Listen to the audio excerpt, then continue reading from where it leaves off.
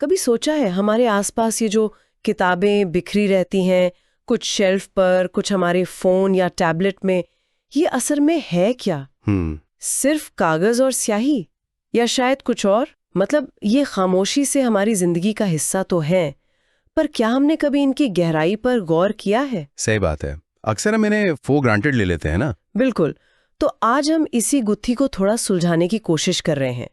हमारे पास एक दस्तावेज है जिसका टाइटल है किताबें, ज्ञान और जीवन का आधार। अच्छा। हाँ, और ये दस्तावेज ना किताबों के उन अलग अलग पहलुओं पर बात करता है जो शायद हम रोजमर्रा की भागदौड़ में नजरअंदाज कर देते हैं। हाँ। तो हमारा इरादा साफ है, इस दस्तावेज की मदद से ये समझना कि किताबें हमारी जिंदगी को कैसे संवारती हैं, कहाँ-कहाँ असर डालती है, पढ़ाई लिखाई से लेकर हमारी भावनाओं तक, और शायद उससे भी आगे। बिल्कुल, एक तरह से किताबों के मल्टी डायमेंशनल रोल को समझना। हाँ, एग्जैक्टली।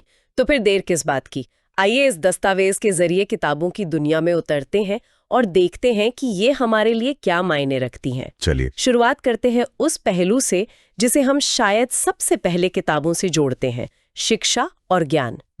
बेसिक्स। हाँ, ये दस्तावेज कहता है कि भाई सीखने सिखाने की प्रक्रिया में किताबों का रोल तो सेंट्रल है। स्कूल के पहले दिन से लेकर हायर एजुकेशन तक, साइंस हो या हिस्ट्री, मैथ्स हो या लिटरेचर, सबका आधार इनमें ही मिलता है। जी। ये तो हुई मतलब ऊपरी बात, लेकिन ज्ञान देने में इनकी खासियत क्या है? कैसे ये सिर्फ फैक्ट्स बताने से आगे जाती है? हाँ, ये बड़ा इंटरेस्टिंग पॉइंट है।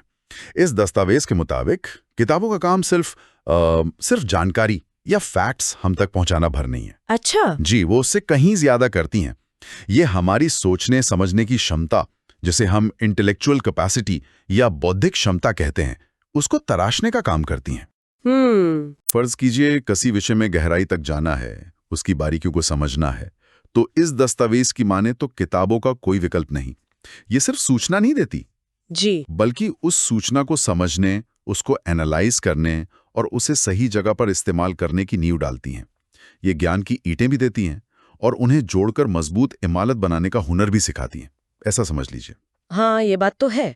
और ये सिर्फ स्कूल कॉलेज की पढ़ाई तक ही सीमित नहीं है ना? बिल्कुल नहीं। दस्तावेज इस ओर भी इशारा करता है कि पढ़ने की आदत हमारे दिमागी बनावट पर भी गहरा असर डालती है, जैसे दिमाग के लिए कोई वर्जिश हो। सही कहा, एक मेंटल जिम की तरह। हाँ, जब हम पढ़ते हैं तो हमारा दिमाग खाली नहीं बैठा रहता।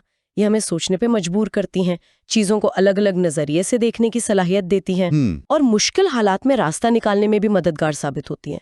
इस दस्तावेज में ये भी कहा गया है कि किताबें हमारे दिमाग को एक तरह से जगाए रखती हैं, उत्तेजित करती हैं। हाँ, उसे नए विचारों से रूबरू कराती हैं और हमारी कल्पना को पंख देती हैं। ये महज जानकारी लेना नहीं, बल्कि दिमाग को लगातार चुनौती देना है। बिल्कुल। और ये दस्तावेज इसे सीधे तौर पर हमारी समझ और बुद्धिमत्ता के विकास से जोड़ता है। ये कोई हल्का फुल्का मनोरंजन नहीं है, बल्कि एक तरह की सीरियस मेंटल एक्सरसाइज है। सोचिए, जब हम कोई जटिल कहानी पढ़ते हैं या किसी गहरे विचार को समझने की कोशिश करते हैं, तो हमारे दिमाग में नए न्यूरल पाथवेज बनते हैं, नई कड़ियां जुड़ती हैं। अच्छा। ये प्रक्रिया हमारी जानकारी को सहेजने और इस्तेमाल करने की क्षमता को बढ़ाती है। तो पढ़ने का मतलब सिर्फ शब्द देखना नहीं, बल्कि अपने दिमाग को ज्यादा लचीला और शक्तिशाली बनाना है, जैसा कि सोर्स में बताया गया है। दिमागी कसरत के साथ साथ ये दस्तावेज एक और अहम पहलू पर रोशनी डालता है, हमारा भावनात्मक विकास। जी, इमोशनल डेवलपमेंट। हाँ, खासकर जब हम साहित्य पढ़ते हैं, उपन्यास, कहानियां, कविताएं, ये हमें कैसे अलग अलग इंसानी जज्बातों और जिंदगी के उतार चढ़ावों को समझने में मदद करती हैं। इसमें कहा गया है कि जब हम किरदारों की कहानियों में उतरते हैं, उनके सुख दुख, उनकी कश्मकश को महसूस करते हैं, तो हम अनजाने में ही सही हमदर्दी यानी एम्पैथी और दूसरों के प्रति संवेदनशीलता सीख रहे होते हैं। ये कैसे होता है? देखिए, अगर हम इसे और गहराई से देखें तो ये दस्तावेज इशारा करता है कि किताबें सिर्फ दूसरों के जज्बात समझने का दरवाजा नहीं खोलती। अच्छा। बल्कि हमें अपने खुद के एहसासों को पहचानने और उन्हें संभालने का, या कह लें कि मैनेज करने का हुनर भी सिखाती हैं। कई बार हम अपनी भावनाओं को नाम नहीं दे पाते, समझ नहीं पाते कि हमें क्या महसूस हो रहा है, क्यों हो रहा है। लेकिन जब हम किसी किरदार को वैसी ही उलझन से गुजरते हुए देखते हैं, तो हमें अपनी भावनाओं के एक तरह से आईना नजर आता है। हाँ, ये बात तो है, कनेक्शन महसूस होता है। बिल्कुल, ये एक तरह से भावनात्मक समझ बढ़ाने का माध्यम है। हम सीखते हैं कि डर, खुशी, गुस्सा, प्यार ये सब इंसानी तजुर्बे का हिस्सा हैं और इन्हें कैसे समझा और व्यक्त किया जा सकता है ये हमें इमोशनली ज्यादा मैच्योर बनाता है। ये तो हुई हमारे अंदरूनी विकास की बात, लेकिन इंसान तो समाज में रहता है। जी हाँ। इस दस्तावेज में सांस्कृतिक और नैतिक शिक्षा के लिए भी किताबों को बहुत अहम माना गया है। ये हमें कैसे अलग अलग कल्चर्स, उनकी रस्मों रिवाजों और उनके जीवन मूल्यों से मिलवाती हैं। यहाँ धार्मिक ग्रंथों, इतिहास की किताबों और उन कहानियों का जिक्र है जो हमें सिखाती हैं कि क्या सही है और क्या गलत। इसका हमारे कैरेक्टर बिल्डिंग पर क्या असर होता है? हाँ, इस दस्तावेज का नजरिया ये है कि किताबें एक तरह से गाइड का काम करती हैं जो हमें एक बेहतर इंसान बनने की राह दिखाती हैं। अच्छा। जब हम अलग अलग संस्कृतियों और विचारों के बारे में पढ़ते हैं तो हमारी सोच का दायरा बढ़ता है। हम ये समझते हैं कि दुनिया में चीजों को देखने और करने के कई तरीके हो सकते हैं। टॉलरेंस बढ़ती है। एग्जैक्टली। इससे कट्टरता कम होती है और सहनशीलता बढ़ती है। और जो नैतिक कहानियां या फिलोसॉफिकल किताबें हैं वो हमें सही गलत के महीन फर्क को समझने में मदद करती हैं। जी। और इस तरह हमारे अंदर एक मॉरल कंपस, एक नैतिक दिशा सूचक यंत्र विकसित होता है। ये हमें समाज और दुनिया के प्रति ज्यादा जिम्मेदार बनाती हैं। इन सब गहरी और संजीदा बातों के साथ साथ एक पहलू ऐसा भी जिसे हम अक्सर महसूस करते हैं, मजा, एंटरटेनमेंट। हाँ बिल्कुल। और रोजमर्रा की उलझनों से कुछ पल की राहत, इस दस्तावेज में भी इसका जिक्र है। किताबें हमें कैसे एक अलग ही दुनिया में खींच ले जाती हैं जहां हम अपनी परेशानियां कुछ देर के लिए भूल जाते हैं।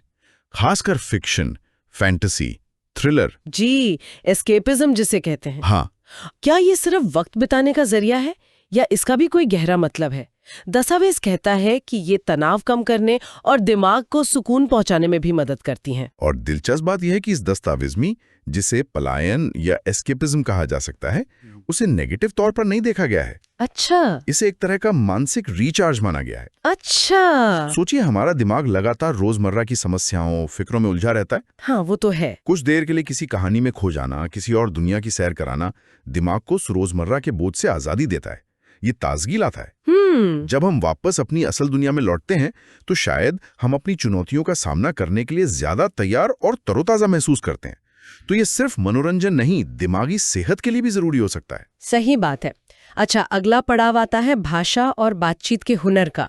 Language and communication skills. हाँ, हम सब जानते हैं कि पढ़ने से भाषा सुधरती है, लेकिन ये होता कैसे है? ये दस्तावेज बताता है कि किताबें हमें नए नए शब्द सिखाती हैं, वोकैबुलरी बढ़ाती हैं, जी, वाक्यों की सही बनावट यानी ग्रामर समझाती हैं और भाषा को अलग अलग अंदाज में कैसे इस्तेमाल किया जाए ये दिखाती हैं। बिल्कुल। और इसका नतीजा क्या होता है?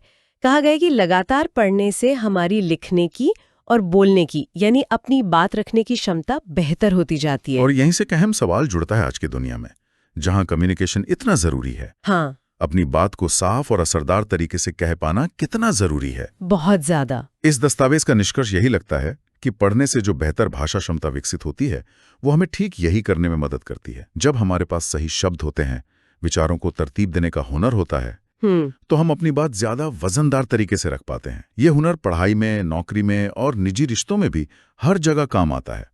ये हमें बेहतर कम्युनिकेटर बनाता है। और फिर एक और दिलचस्प पहलू है जिंदगी जीने का हुनर और हौसला पाना, इंस्पिरेशन। जी, लाइफ स्किल्स और मोटिवेशन। हाँ, इस दस्तावेज में ऑटोबायोग्राफीज, बायोग्राफीज और प्रेरणा देने वाली किताबों का जिक्र है। ये कैसे हमें जिंदगी की मुश्किलों से लड़ना और अपने सपनों को पूरा करना सिखा सकती हैं। दूसरों के संघर्ष और उनकी कामयाबियों की कहानियां पढ़कर हमें क्या मिलता है? दस्तावेज कहता है कि ये हमें प्रेरणा देती हैं, हौसला बढ़ाती हैं। इस सिलसिले में दस्तावेज खास तौर पर सेल्फ हेल्प यानी खुद की मदद करने वाली किताबों की भूमिका पर भी जोर देता है। अच्छा, सेल्फ हेल्प बुक्स। हाँ, ये किताबें जिंदगी के अलग अलग मैदानों में, जैसे टाइम मैनेजमेंट हो, रिश्ते बेहतर बनाना हो या अपनी पर्सनैलिटी को निखारना हो, जी, हमें प्रैक्टिकल सलाह और तरीके बताती हैं।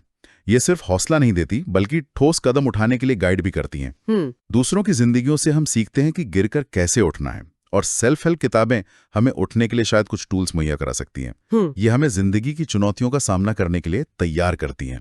अब आते हैं आज के दौर के सबसे बड़े सवाल पर, ये डिजिटल युग जहाँ हर चीज स्क्रीन पर है। हाँ, ये बहुत रेलेवेंट है। क्या इसने किताबों की जगह ले ली है? क्या इनकी अहमियत कम हो गई है? इस पर दस्तावेज का नजरिया काफी पॉजिटिव लगता है। अच्छा, क्या कहता है? उसका कहना है कि डिजिटल जमाने में भी किताबों का वजूद और महत्व बना हुआ है, बल्कि ई बुक्स और ऑडियो बुक्स जैसी नई तकनीकों ने तो इन्हें लोगों के लिए और भी ज्यादा एक्सेसिबल और कन्वीनियंट बना दिया है। अब किताबें हमारी जेब में समा सकती हैं या हम उन्हें काम करते हुए सुन भी सकते हैं। हाँ, ये दस्तावेज इसी बात को पुख्ता करता है कि बेशक शक्ल बदल गई है, कागज की जगह स्क्रीन आ गई, आंखों से पढ़ने के साथ साथ कानों से सुनना भी मुमकिन हो गया, लेकिन किताबों का जो एसेंस है, जो उनका असली काम है जी, वो नहीं बदला, बल्कि इस नई एक्सेसिबिलिटी ने ज्ञान और कहानियों के दरवाजे और ज्यादा खोल दिए हैं। सही बात है। तब दुनिया भर की जानकारी, सदियों पुरानी कहानियां, नए विचार, सब कुछ बस एक क्लिक की दूरी पर है। इससे ज्ञान और मनोरंजन के स्रोत और भी फैल गए हैं, सीमित नहीं हुए हैं। तो इतनी सारी बातों के बाद हम कहाँ पहुँचते हैं? हमने इस दस्तावेज के जरिए देखा कि किताबें सिर्फ अक्षर और पन्ने नहीं हैं। बिल्कुल नहीं। ये शिक्षा की नींव है, हमारे दिमाग को तेज करती हैं, हमारी भावनाओं को गहरा करती हैं, हमें अलग अलग संस्कृतियों और नैतिक मूल्यों से जोड़ती हैं। ये हमारा मनोरंजन भी करती हैं, हमें सुकून भी देती हैं, हमारी भाषा को संवारती हैं और जिंदगी में आगे बढ़ने का हौसला और तरीका भी सिखाती हैं। मतलब कितने सारे रोल हो गए। हाँ, मल्टीफैसेटेड इम्पैक्ट है इनका। इस दस्तावेज का निचोड़ यही लगता है कि किताबें वाकई में अमूल्य हैं, बेशकीमती हैं। जी। ये हमारे जीवन का एक ऐसा हिस्सा होनी चाहिए जिसे हम नजरअंदाज न करें।